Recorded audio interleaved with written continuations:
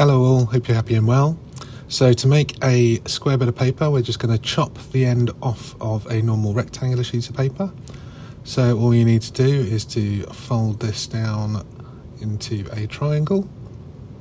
And this makes sure that the paper will be perfectly square when you come to start your folding. And you just need to chop off this bit here. Now, if you don't have scissors handy, you can always fold this a couple of times.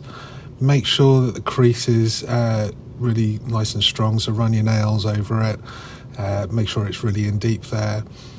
This will make it easier to tear. And flip it over, and we're just going to do the same on the other side. Just make sure that it is nice and straight.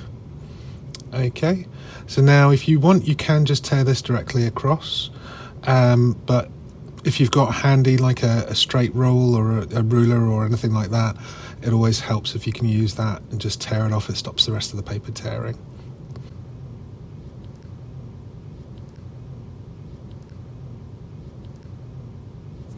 Never mind. Oh, there we go. Just tear that bit off. And don't discard the rectangle bit. We'll come back to that another time. But there you go, you have your square piece of paper. Right, and head on to the next video.